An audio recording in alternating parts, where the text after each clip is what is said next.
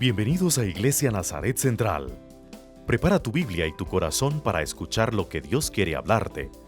Puedes vernos a través de tu dispositivo móvil, tu computadora o Smart TV.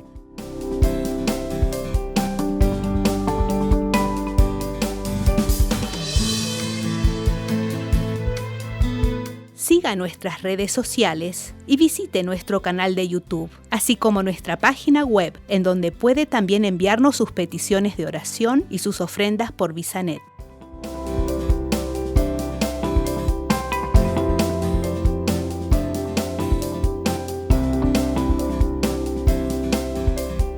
Puedes encontrarnos en Facebook, YouTube e Instagram. Síguenos y proclamemos juntos el incondicional amor de Dios en nuestras redes sociales. Iglesia Nazaret Central en Internet. Busca nuestro sitio en www.nazaret.org.gt. Aquí podrás encontrar información de nuestra iglesia, nuestros pastores y ministerios, descargar nuestro boletín mensual, realizar ofrendas a través de VisaNet y también hacer tus peticiones de oración.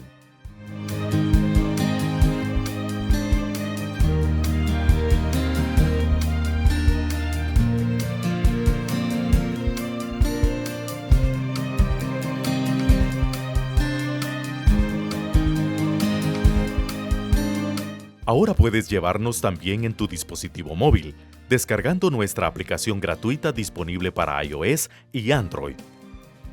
Gracias por ver nuestra transmisión. Les esperamos los viernes a las 7 p.m. y domingo a las 9:30 a.m.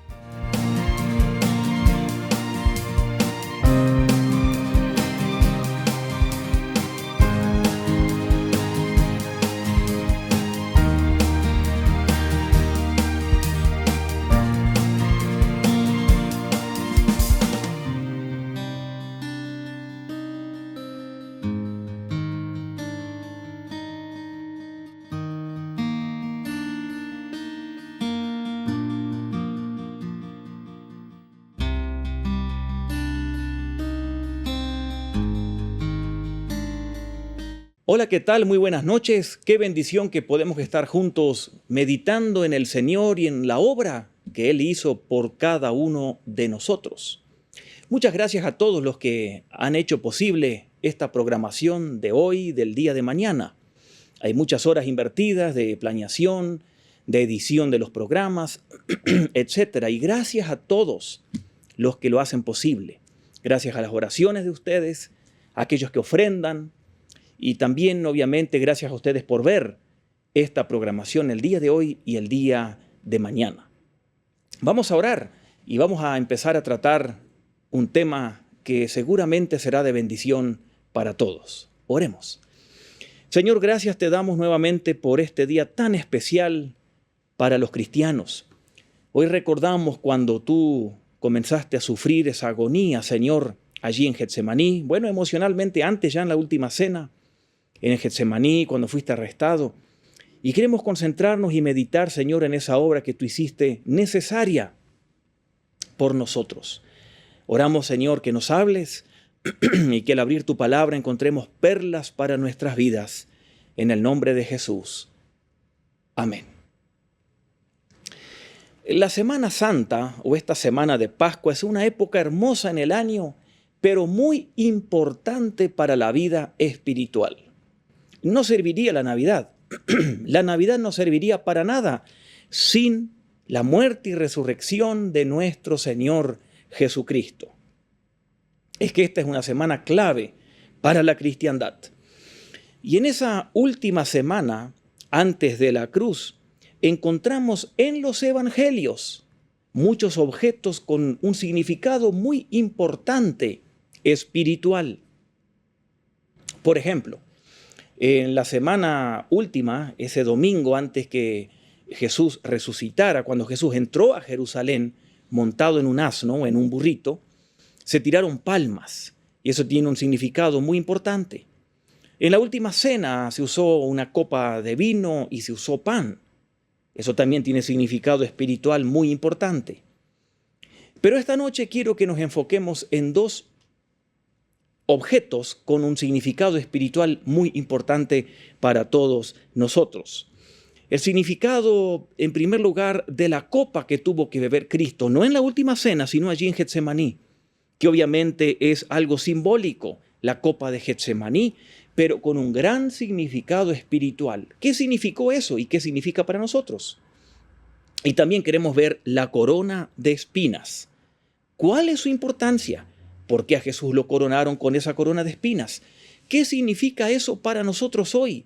¿A qué nos motiva? Vamos a hablar de estos dos temas en esta noche brevemente. En primer lugar, ¿qué significa la copa de Getsemaní? Allí en Jerusalén estaba Jesús con sus discípulos. Al este de la ciudad de Jerusalén había un jardín, se llamaba el Getsemaní. Allí había plantas de aceitunas o de olivos. La palabra Getsemaní significa precisamente prensa de olivos o prensa de aceite, porque se usaban esas aceitunas para prensarlas y hacer aceite, el aceite de oliva que es tan saludable. En ese jardín, el Getsemaní, todavía hay algunos olivos que, según se cree, datan de la época de Jesús y están allí como un recordatorio, están allí como cuidando de ese lugar. En la historia de ese jardín de Getsemaní había una noche diferente a todas. Había una noche especial y era la noche cuando Jesucristo estaba muy cerca de allí, en el segundo piso de una casa compartiendo con sus discípulos la última cena, antes de ir a ese jardín. Esa última cena de Jesús con sus discípulos que todos los judíos celebraban. Ellos recordaban la salida de la esclavitud de Egipto, lo cual sucedió por allá por el 1445 antes de Jesús, donde los hebreos allí en Egipto, en la última noche de esclavitud, tenían por orden de Dios que comer un cordero asado, y ese cordero prefiguraba la libertad de la esclavitud del pecado. Ese cordero prefiguraba a nuestro Señor Jesucristo. Jesús es el Cordero Pascual que quita el pecado del mundo. Y esa cena histórica que por el 1445 comenzaron a celebrar los hebreos, esa es una cena histórica que apuntaba a la obra de Cristo en la cruz. Y esa noche, Judas salió de esa reunión que tuvo Jesús con sus discípulos. Judas salió a vender a Jesús y a entregarlo. Y luego que sale Judas, Jesús tiene con sus discípulos lo que nosotros conocemos como la Cena del Señor. Ya habían comido la cena pascual y Jesús le da un nuevo significado a esa cena histórica y ahora le da un significado espiritual donde Él es el Cordero y Jesús comparte la copa y el pan con sus discípulos. Y luego cantan un himno y van rumbo al Getsemaní. Y allí Jesús va a orar, como hacía comúnmente, en ese jardín que una persona le había dado como préstamo a Jesús. En su ministerio Jesús iba allí a orar. Y quiero leerles entonces lo que sucedió allí, que es lo que nos interesa a nosotros. Así que les quiero leer del libro de Mateo capítulo 26, versículos 36 al 39. Ustedes pueden ver allí en la pantalla, en la imagen, este texto. Por si usted no tiene allí su Biblia a mano, mire allí la pantalla que va a estar escrito. Mateo 26, 36 al 39, dice así. Luego fue Jesús con sus discípulos a un lugar llamado Getsemaní y les dijo, siéntense aquí mientras voy más allá a orar. Y se llevó a Pedro y a los dos hijos de Zebedeo y comenzó a sentirse triste y angustiado. Y dijo, es tal angustia que me invade que me siento morir. Y les dijo, quédense aquí y manténganse despiertos conmigo. Yendo un poco más allá, se postró sobre su rostro y oró. Padre mío, si es posible, no me hagas beber este trago amargo, que pase de mí esta copa, como dicen otras versiones. Pero no sea lo que yo quiero, sino lo que quieres tú. Noten ustedes, Jesús se va con sus discípulos, ya no estaba Judas, al Getsemaní. Los deja un poco apartes y se lleva con él a 3 discípulos, Pedro, Santiago y Juan. Lo cierto es que Jesucristo, con estos 3 discípulos, había tenido también otras experiencias solo con ellos. Por ejemplo, cuando Jesús se transfiguró allí en la montaña, dice Marcos 9:2, Jesús se llevó a estos 3 discípulos, a Pedro, Santiago y Juan. Cuando Jesús resucitó a la hija de Jairo, se llevó también allí a la habitación a estos 3 discípulos, según Marcos capítulo 5. Y ahora Jesús deja a sus discípulos allí en la entrada de Getsemaní, pero sigue caminando y se lleva con él a estos 3 nuevamente. Y Jesús les dije, quédense aquí, mientras yo me retiro un poquito más y voy a orar. Llama la atención que Jesús estuvo o pidió la compañía de estos 3 nuevamente, solo a estos 3 que estuvieran con él velando y orando. Lo otro que nos llama la atención profundamente de la oración de Jesús, según lo vemos en los evangelios, quizás lo hizo alguna otra vez, pero no está registrado. Pero aquí está registrado en los evangelios que este es el único momento en que Jesús se dirige a su Padre Dios con un posesivo, Padre mío. El único momento en los evangelios que se registra esto. Vemos que Jesús estaba en esa unión con el Padre, sabiendo lo que iba a venir y que Jesús necesitaba estar o sentirse cerca de su Padre. Y al contemplar esta historia allí en el Getsemaní, encontramos algunas enseñanzas para nosotros mientras Jesús está orando. Veamos la primera. Primero, vemos la lucha que tenía Jesús mientras oraba allí en el Getsemaní. Y usted puede leer más versículos de lo que pasó allí, que Jesús oró y gotas como de sangre caían en su rostro. Jesús allí encuentra una lucha. ¿Por qué? Él era divino, 100% Dios. Y como un ser divino, Él sabía lo que estaba por enfrentar. Él sabía que venía la tortura y la muerte al próximo día. Él sabía todo porque era Dios. Ahora, nadie quiere morir a los 33 años y menos con una muerte de cruz. Y por eso Jesús estaba allí en una lucha. Y en ese momento lo que Jesús tenía que hacer solamente era seguir adelante. Y Él sabía lo que le esperaba. Y podemos ver aquí con toda reverencia que Jesús está aprendiendo humanamente, porque también era hombre, una lección que todos tenemos que aprender en la vida: aceptar lo que no podemos comprender. Jesús aquí sabe que lo único que él tenía que hacer era aceptar la voluntad de Dios, aunque humanamente eso era tan difícil para él. Por eso él lucha emocionalmente y pide que le sea quitada esa copa o ese trago amargo.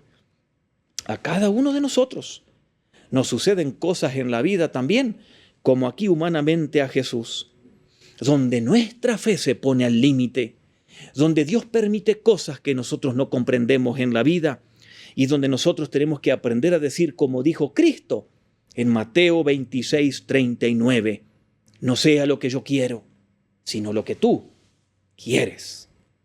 Aquí en el Getsemaní vemos la lucha de Jesús. Pero hay algo más. En segundo lugar, vemos también la soledad de Jesús.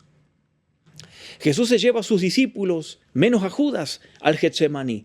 Luego toma 3 de sus íntimos y se los lleva más adentro. Y claro, todos ellos estaban agotados. Jesús había tenido una semana llena de tareas y de presiones y de trabajo. Hemos visto el año pasado aquí en un programa que hicimos especial, no sé si usted recuerda, para Semana Santa, donde estudiamos todo lo que vivió Jesús en esa semana. Tremendas actividades tenía, una tras otra. Y Jesús llega esta noche de jueves, emocionalmente cansado. Y los discípulos también. Y entonces Jesús tuvo que pelear esta batalla. Y la tuvo que pelear solo, porque los discípulos se durmieron. Y los 3 que se los llevó más adentro también se durmieron y Jesús tiene que velar y orar solo. Y esto es algo que también nosotros tenemos que aprender en la vida. Hay momentos en la vida, situaciones, luchas y decisiones o cosas que hay que experimentar, que nadie las puede experimentar y que uno las tiene que experimentar solo. Pero en esa soledad debemos recordar algo. Dios está con nosotros aunque los demás no entiendan o no comprendan.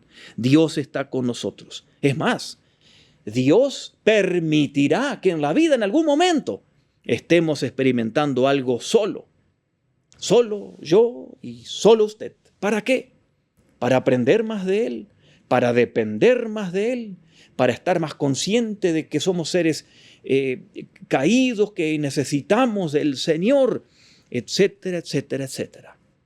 Así que aquí en el Getsemaní encontramos la lucha de Jesús, la soledad de Jesús, pero también encontramos y vemos, en tercer lugar, la confianza que tenía Jesús en el Padre.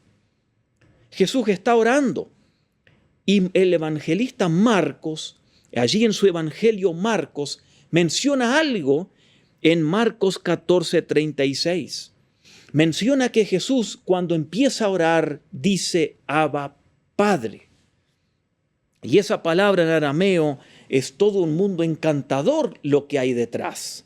Abba Padre, que la traducción en español sería papito. Es que Jesús está hablando con su Padre con total confianza. No es confianzudo como hoy en día algunos tratan a Dios. Te ordeno que hagas esto y lo otro. No. Jesús siempre con respeto trató a su Padre, pero encontramos una unión y una confianza íntima como un niño con sus padres. Y Jesús le dice a su Padre, papito, noten ustedes la confianza.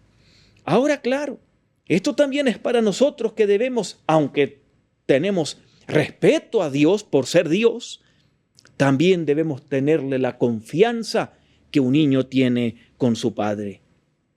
Y estos 3 discípulos que estaban allí, quizás habían escuchado ese inicio de oración de Jesucristo y les habrá sorprendido totalmente, porque ellos nunca habían leído de que un santo en el Antiguo Testamento se refiriera a Jehová como papito. Nunca. Jesús fue la primera persona en la Biblia que acuña esa frase familiar de papá y la usa con Dios, porque eso no existía en el Antiguo Testamento.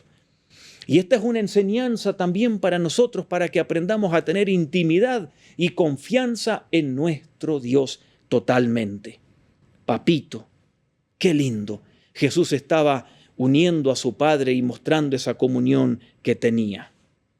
Aquí en el Getsemaní Jesús ora y encontramos la lucha de Jesucristo, la soledad de Él y la confianza en su Padre. Y comienza a orar. ¿Y qué va a orar? Dice allí lo que leímos, que yendo un poco más allá, Jesús se postró en tierra y oró, Padre mío, o papito, si es posible, no me hagas beber este trago amargo. O como dicen algunas versiones, no quiero beber esta copa, pero que sea lo que tú quieras, no lo que yo quiero. No me hagas beber este trago amargo, no quiero beber esta copa. ¿Por qué no? ¿Qué significaba esa copa? ¿Qué contenía? ¿Cuál era ese trago amargo? No estaba hablando de un vaso de cristal o de metal o de algún material o de una copa literal, sino que esto es una metáfora, una ilustración, una imagen. ¿Qué quería decir? Significa que Jesús está por tragar algo, por experimentar algo que Él no quería, porque por ser Dios sabía a lo que se enfrentaba y como humano no quería sufrir eso. Así que, ¿qué es lo que Jesucristo está diciendo? Bueno, recuerde que cuando Jesucristo comenzó su ministerio le siguieron las multitudes, miles le seguían. Jesús sanaba, enseñaba y tenía toda una multitud atrás. Pero cuando vemos en los evangelios que con el paso de los meses, Jesús comenzó a hacer demanda a sus seguidores.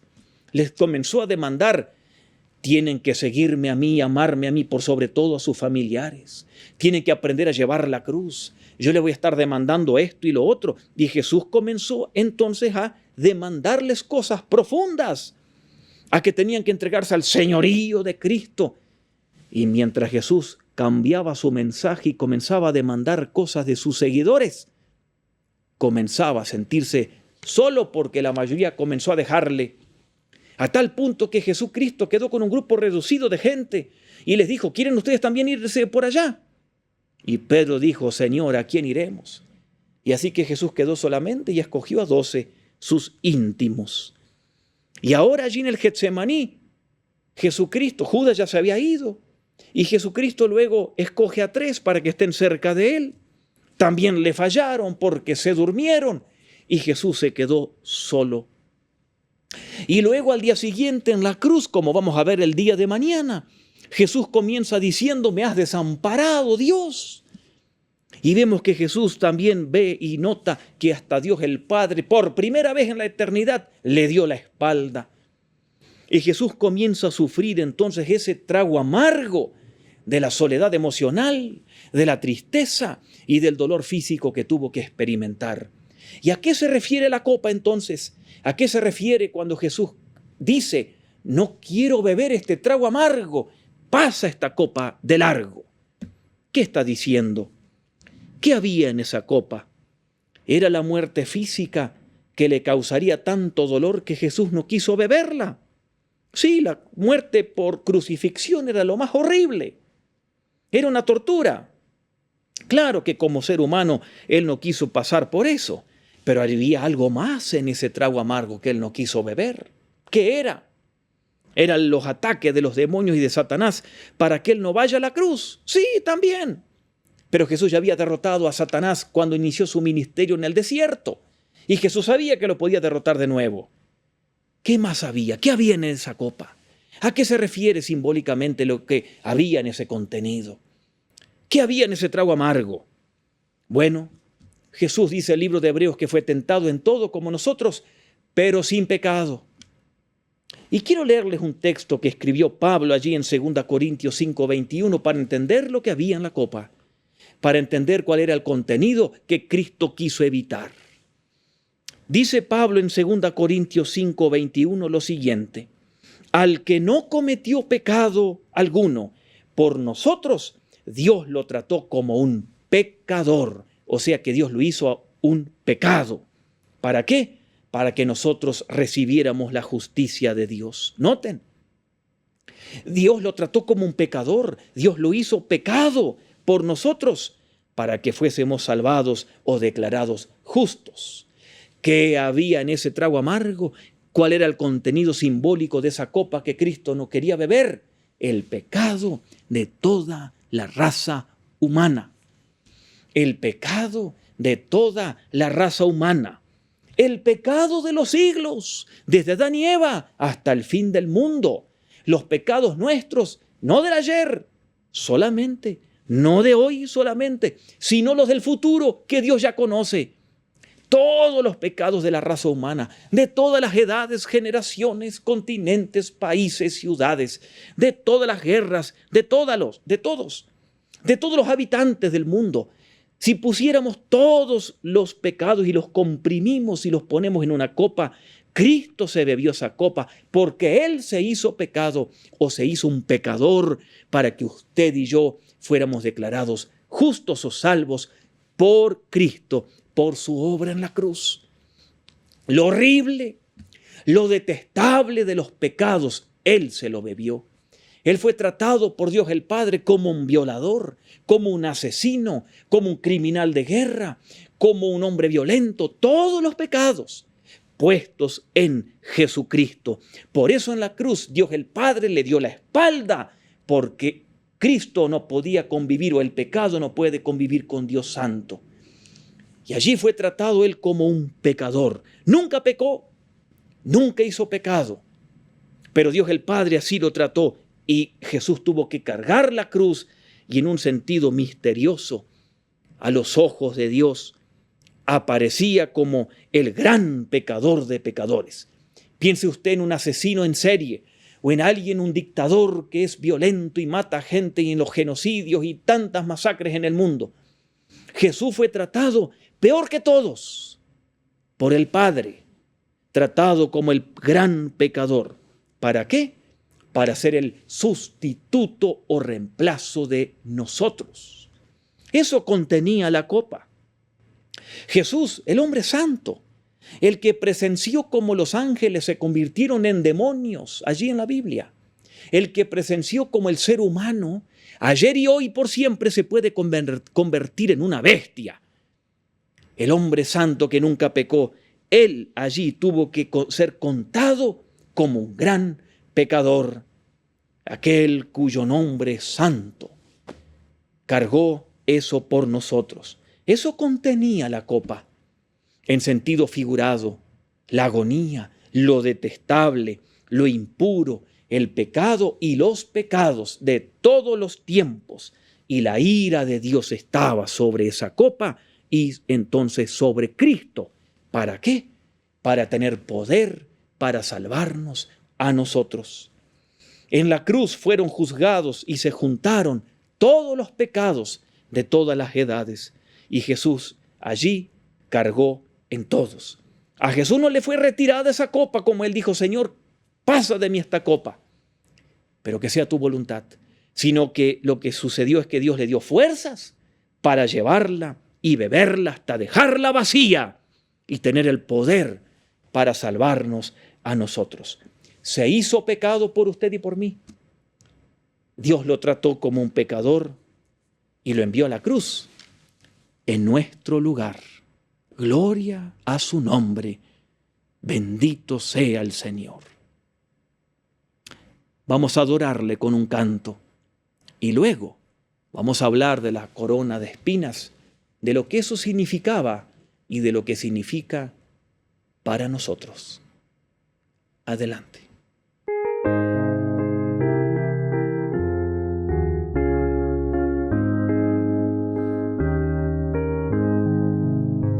A solas al huerto yo voy, cuando duerme aún la floresta, y en quietud y paz con Jesús estoy, oyendo absorto ahí su voz. Él conmigo está, puedo oír su voz, me asegura de su amor. Tan precioso es nuestra comunión a solas con mi Señor. Tan dulce es la voz del Señor que las aves guardan silencio, y tan solo se oye su voz de amor que inmensa paz al alma da. Él conmigo está, puedo oír su voz, me asegura de su amor.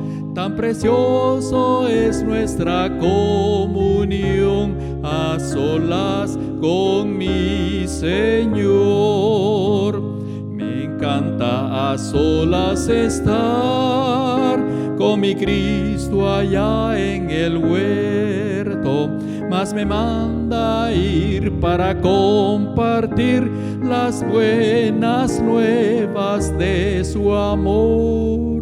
Él conmigo está, puedo oír su voz, me asegura de su amor. Tan precioso es nuestra comunión a solas con mi Señor.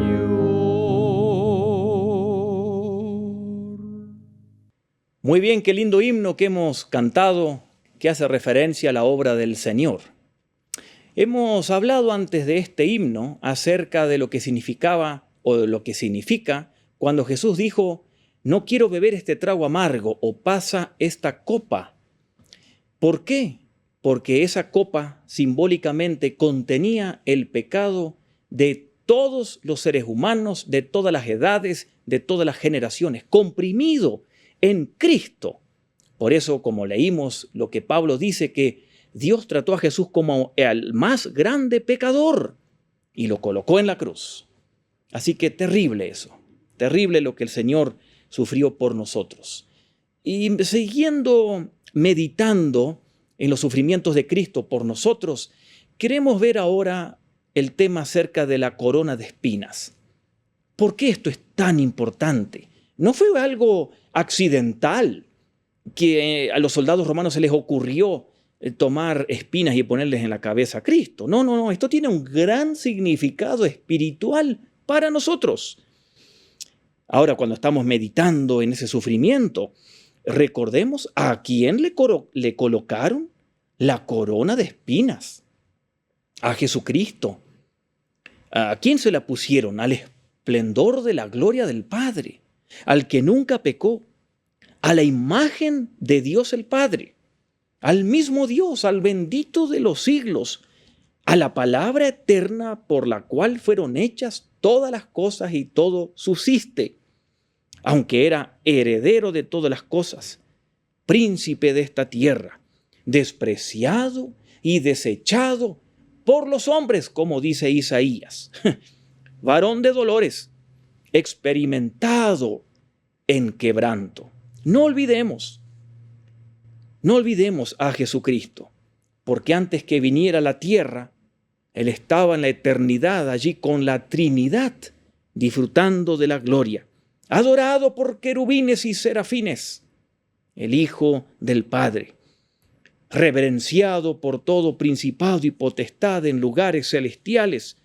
Sin embargo, ahora está sentado, siendo objeto de escarnio, de torturas y de burlas, tratado como un criminal allí en Jerusalén, convertido en el centro de la parodia para los soldados romanos, víctima de una tragedia parecía.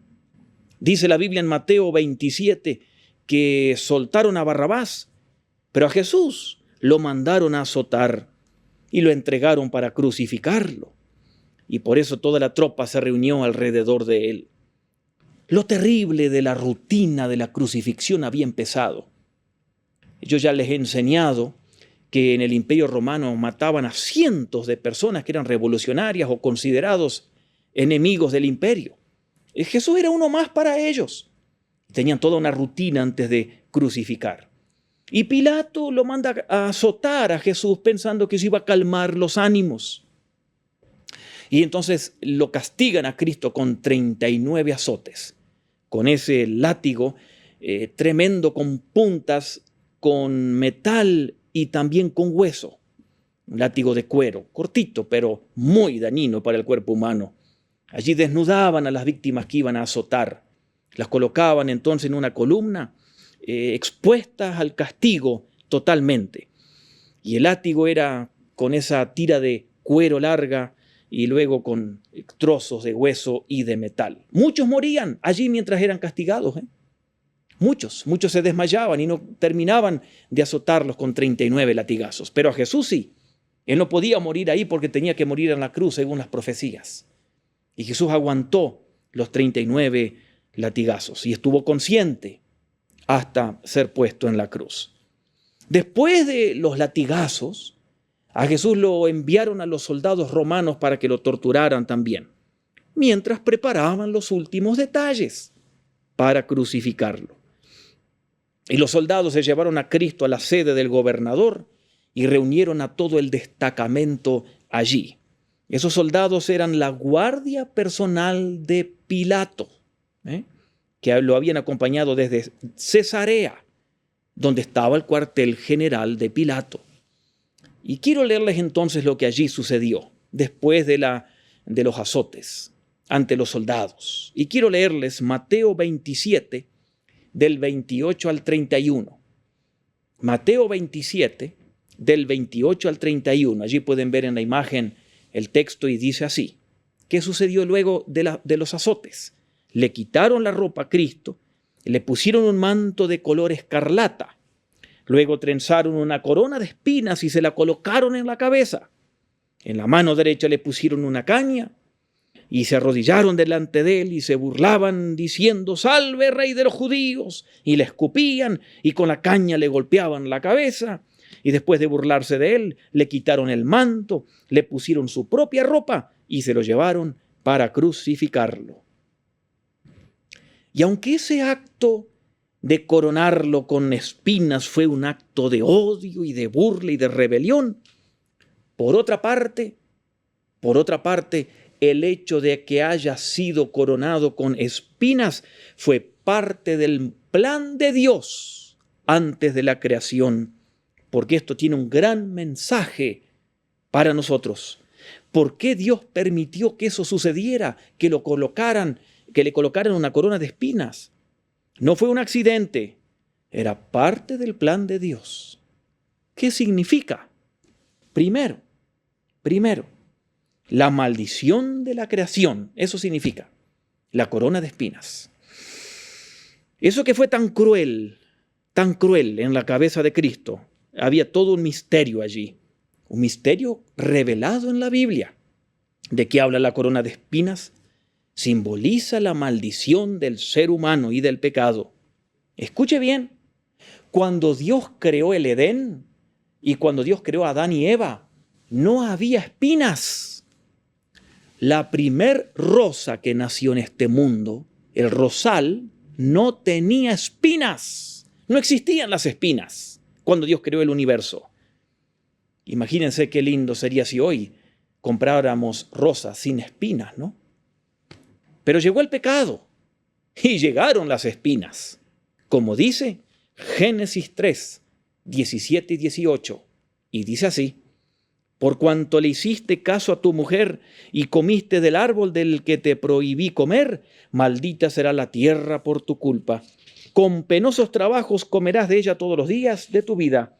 La tierra te producirá cardos y espinas y comerás hierbas silvestres. Noten ustedes, cuando el hombre pecó, allí con la maldición, Dios le dijo que ahora iban a producirse y a haber espinas. Como un símbolo de la maldición o del pecado sobre la humanidad. ¿Se da cuenta? Y Jesús llevaba esas espinas como una corona. Si Adán no hubiese pecado, no habría espinas y no habría corona de espinas en la vida de Cristo o en su cabeza.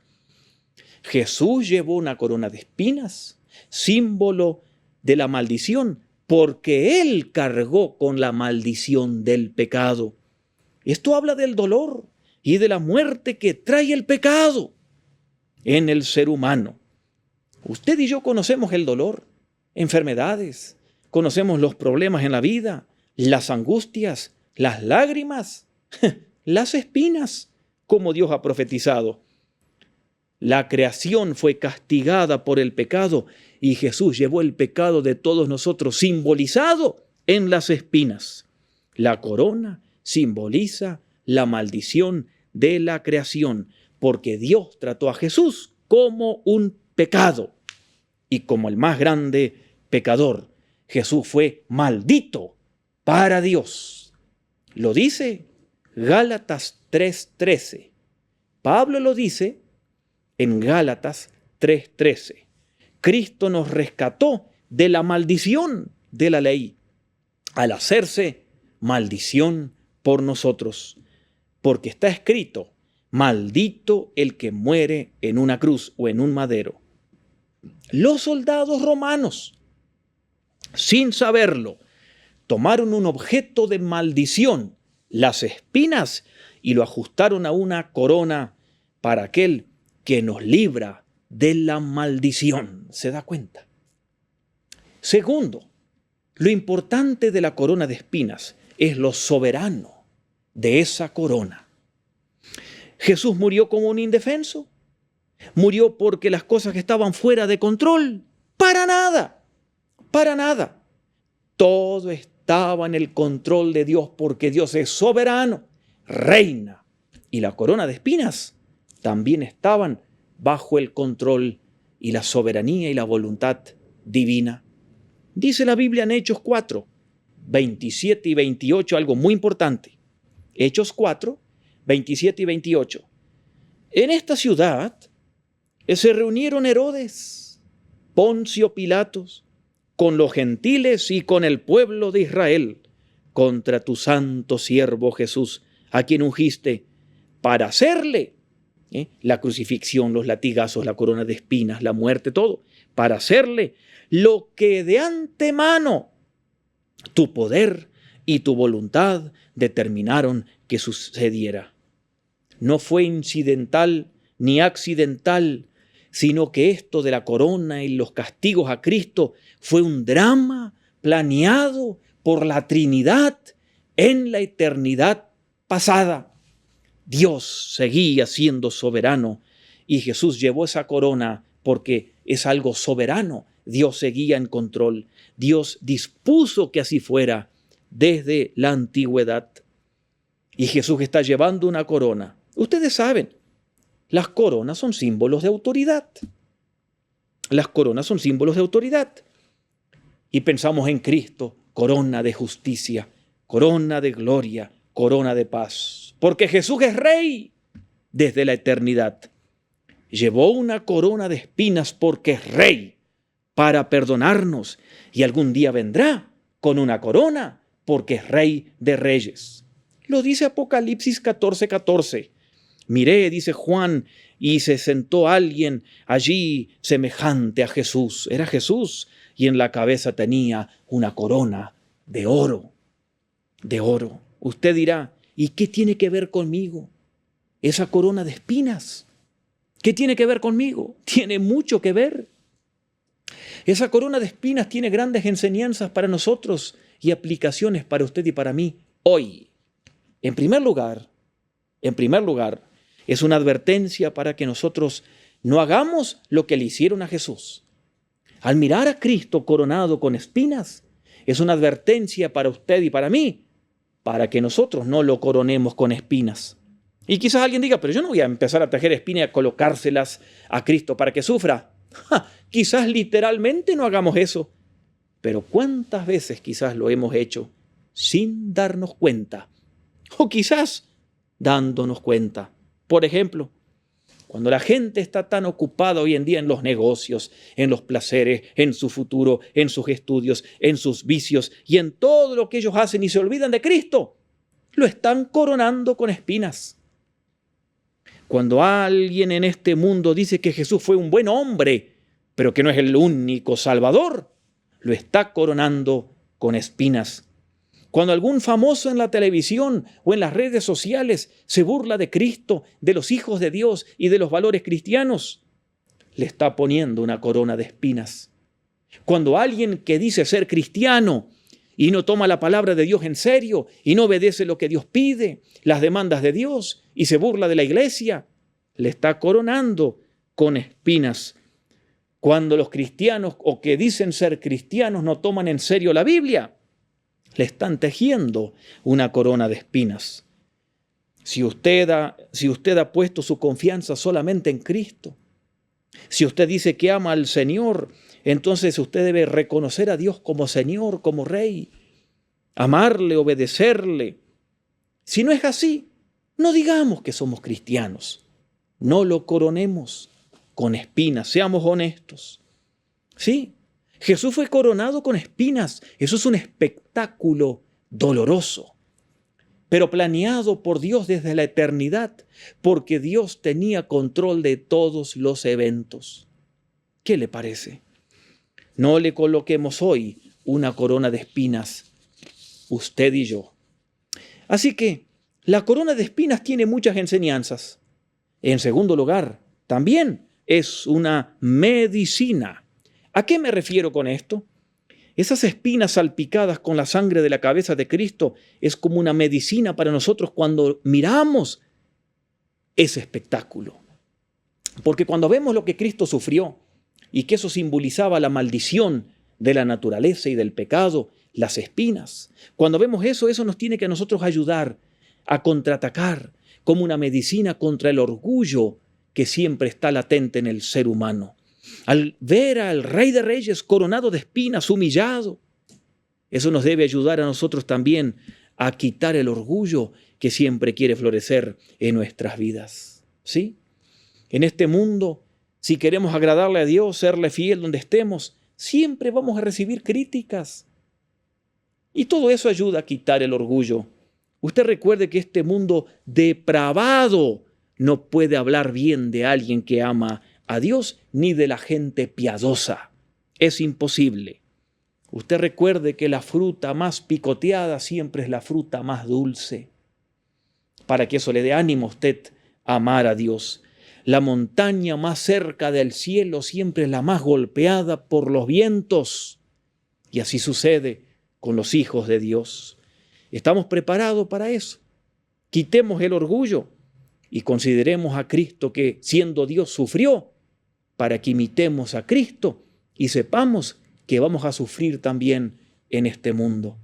Dios le colocó una corona de espinas a Cristo y nosotros al mirarla, eso nos debe mantener humildes. Y además, cura la vanagloria del mundo. La corona que el mundo quiere hoy es la corona de poder, de riqueza, de fama, de preeminencia. Y la corona de Cristo es algo totalmente diferente. Miren, si nosotros tuviéramos la corona de oro que llevan en el Vaticano, o la ropa espléndida del Papa, o las coronas de los reyes de España o de Inglaterra, o la fama de algún artista, de algún youtuber o de algún cantante de este mundo deportista, se pueden comparar esas coronas temporales con la corona de gloria de Cristo o con la corona de espinas que llevó Cristo. No, para nada, para nada. Cuando uno ama al Señor y busca al Señor, las coronas de este mundo dejan de tener atractivo porque uno quiere más al Señor. Y de esta manera, viendo al Señor sufriendo con la corona de espinas, eso es también una medicina para quitarnos las vanaglorias de este mundo y el orgullo de este mundo. Pero también la corona de espinas debe ser un estímulo poderoso para nosotros, una motivación para usted y para mí. ¿Para qué? Para amarle a Él cada vez más, cada vez más. Cuando vemos a Cristo lo que sufrió por uno, entonces nos tiene que motivar a amarle a Él cada vez más. Cuando vemos lo que Él sufrió, nos debe motivar también al arrepentimiento, porque Él sufrió por nuestros pecados. Nuestros pecados le pusieron la corona de espina al Señor. Sí, los soldados romanos son los que la tejieron y en la práctica se la pusieron en la cabeza. Pero usted y yo le tejimos la corona de espina porque eso simbolizaba el pecado, recuerde. Entonces, cuando nosotros vemos a Cristo, eso nos debe a nosotros animar para arrepentirnos de nuestros pecados. Jesús fue coronado con una corona de espinas, simbolizando la maldición del pecado. Él fue hecho maldito por nosotros. Pero la corona de espinas es un estímulo para amarle, es un estímulo también para adorarle, es un estímulo y una medicina contra nuestro orgullo, contra la vanagloria de esta tierra. Es también un estímulo para adorarle siempre a Él. Y un día, no muy lejano, cuando el Señor venga de nuevo, todo el universo se inclinará a ese Rey de Reyes, que vendrá no con una corona de espinas, sino con una corona real, como dice Apocalipsis 19. Y lo que los soldados romanos pensaron que era algo de burla solamente, fue en realidad una imagen y profecía del futuro, cuando Él venga coronado para siempre. El Señor vendrá. La corona de espinas, al contemplarla con los ojos de nuestra fe, al meditar en ella, tiene un gran efecto para nosotros, para amar más al Señor. Y pensar que algún día Él vendrá coronado, como dice Apocalipsis, sino no como alguien que va a una cruz, sino como Rey de Reyes. Y qué interesante que esa corona nos inspire a nosotros a amarle y a adorarle como Él quiere siempre. Hoy meditamos en lo que Jesús sufrió por nosotros, en lo que significa ese símbolo de la copa de Getsemaní, del trago amargo, donde todos los pecados de las edades, de todo el universo, fueron comprimidos y Él llevó todos los pecados y entonces Dios lo trató como maldito en la cruz y eso es para nuestra salvación, para no morir nosotros en la cruz. La corona de espinas, símbolo de la maldición del pecado que también llevó Cristo por nosotros. La primer rosa no tuvo espinas. Las espinas vinieron por el pecado. Jesús llevó el pecado dentro de Él para limpiarnos y eso nos motiva para amarle y adorarle. Vamos a orar y luego vamos a cantar otro himno Vamos a adorar al Señor y pensar en lo que sufrió por nosotros. Señor, te damos gracias, porque a pesar de que Cristo como ser humano no quería morir, tú le diste tu gracia para beber la copa y el trago amargo, para llevar el pecado de nosotros y cargarlo sobre Él, siendo tratado como el más grande pecador por ti, Dios, muriendo allí en la cruz, como reemplazo de nosotros, para que tuviéramos la vida eterna. Señor, al ponerle la corona de espinas, vemos que tú estabas pensando en el pecado, en la maldición, porque las espinas, eso es lo que simboliza en este mundo, la maldición, el pecado, la consecuencia de los pecados de Adán y Eva y de nosotros. Y Jesús lo cargó, pero también como profetizando que en el futuro vendrá, no con una corona de espinas, sino con una corona celestial de gloria, donde le vamos a rendir homenaje y adoración al Rey de Reyes, Señor de Señores. Ayúdanos, Señor, a amarte cada vez más. Ayúdanos, Señor, a adorarte cada vez más. Y en este día, Señor, pensamos en tu sufrimiento y en que hoy conmemoramos lo que sufriste allí en el Getsemaní, y cuando la noche ya fuiste arrestado, y cuando comenzaron los juicios injustos en esta noche, y cuando empezó el pueblo y los romanos y los líderes religiosos judíos a torturarte por nosotros. Queremos seguir meditando en ti hoy y mañana.